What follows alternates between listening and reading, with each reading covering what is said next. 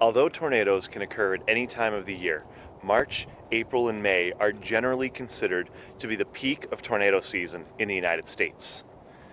And March 2022 marks the beginning of my first tornado season, not just living in Tornado Alley, but living in the most tornado-prone state in the country, Texas.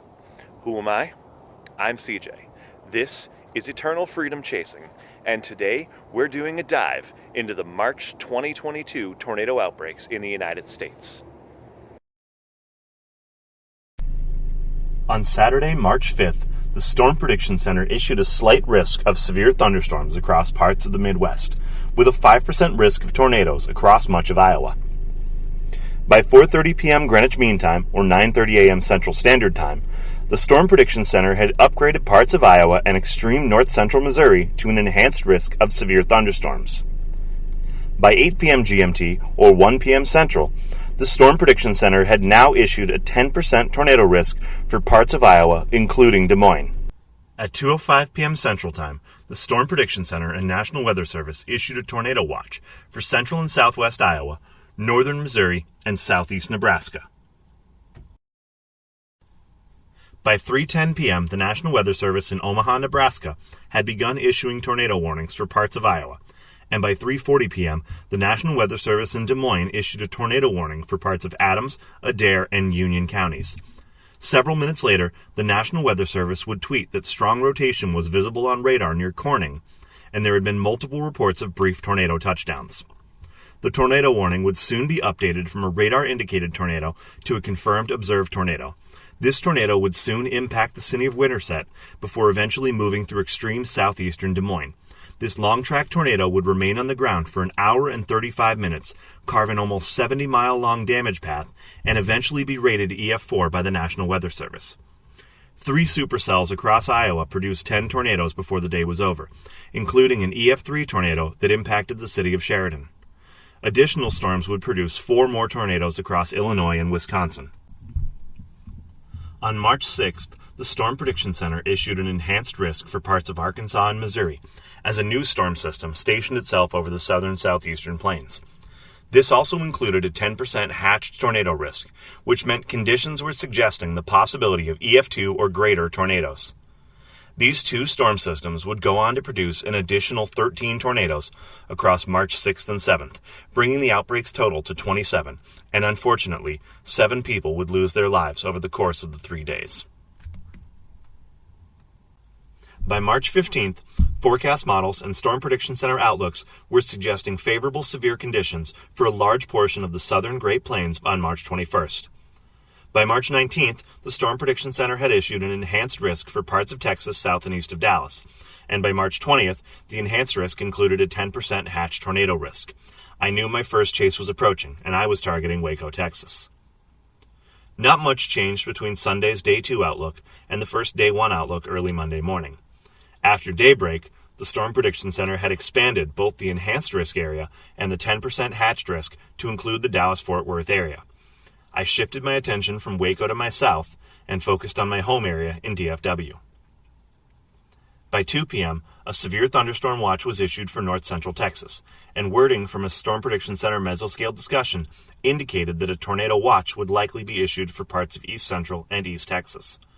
And at 3:12 p.m., a tornado watch was issued for parts of north and central Texas, including the Dallas-Fort Worth metro. At 3:07 p.m., the National Weather Service in Fort Worth issued a tornado warning for northwest Palo Pinto, southwest Jack, southeast Young, and northeast Stevens County. At 3:45 p.m., the National Weather Service Fort Worth upgraded the tornado warning in Jack County from a radar-indicated tornado to an observed tornado, following reports from volunteer firefighters who were confirming visual of the rain-wrapped tornado near Jacksboro, Texas. Shortly before 4 in the afternoon, the powerful tornado tore through the city of Jacksboro, doing damage to the Jacksboro Elementary School just down the road from me. Across the street from it, you can see mangled masses of trees, metal, and other debris where the tornado tore through. The tornado then continued on to do damage here to the Jacksboro High School.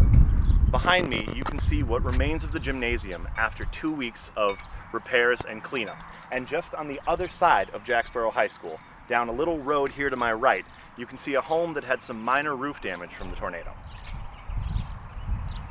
Even 2 weeks later, the signs are still clear of what happened here.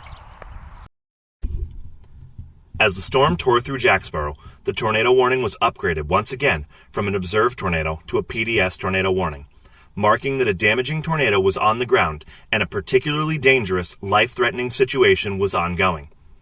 As the tornado approached Jacksboro Elementary, parents were waiting in cars to pick up their kids as the school day came to a close. Faculty took quick action and were able to get parents into shelter before the storm struck. Over 400 students, faculty, and parents were sheltered in place at the two schools as the tornado struck. The Jacksboro supercell would go on to produce a total of 6 tornadoes across Texas and Oklahoma, ranging from EF0 to EF3. The tornado that tore through Jacksboro would be the strongest of the day. About 2 hours later, a new tornado would touch down near Round Rock, Texas, remaining on the ground for around 40 minutes and almost 30 miles. Meanwhile, shortly after 6 p.m., National Weather Service in Fort Worth reported a tightening circulation on radar near highways 121 and 114 near Dallas-Fort Worth Airport, right in my target area. You can hear it in the background. The storm sirens are currently going off here in Dallas County. The National Weather Service in Fort Worth has just issued a tornado warning until 7 p.m. I have yet to check the warning myself. I do not know if this is a confirmed tornado or if this is simply radar-indicated rotation. This storm has previously been warned while it was in Tarrant County. Grapevine was under the warning, Fort Worth, and now Irving. As you heard in that clip, at 6:15 p.m., the National Weather Service in Fort Worth issued a tornado warning for parts of Dallas, Denton, Tarrant, and Collin counties related to the circulation. This storm would go on to produce only a brief, weak EF0 tornado in Carrollton.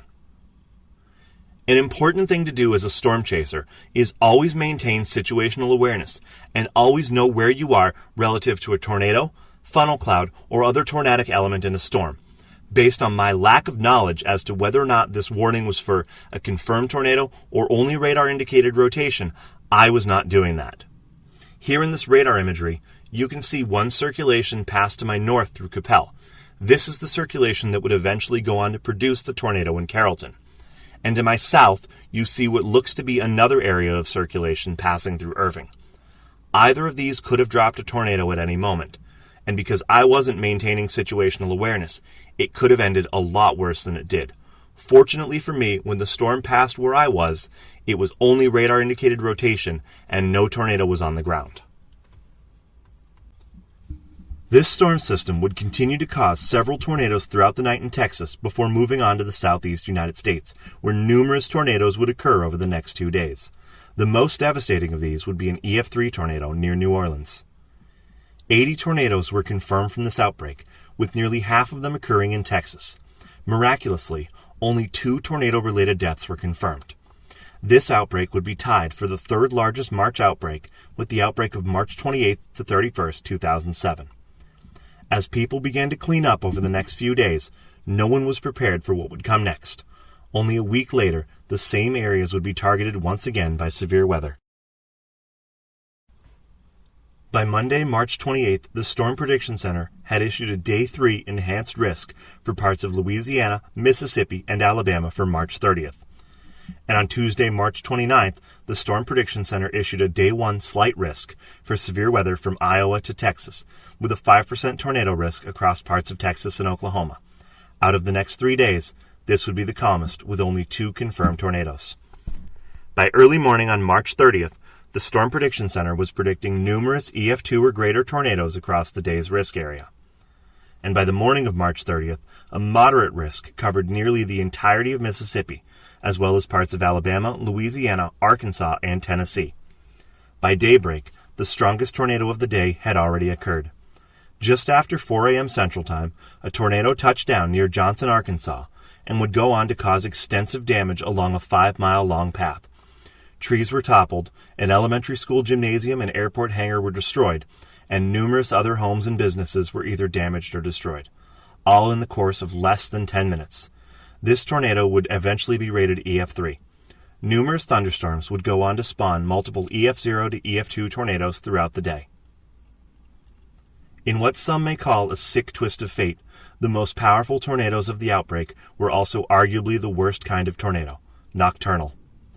In the early morning, pre-dawn hours of March 31st, another powerful tornado would touch down in Washington County, Florida.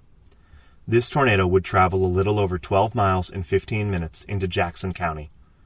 It would sweep away an anchored, double-wide manufactured home, and unfortunately, 2 occupants would lose their lives.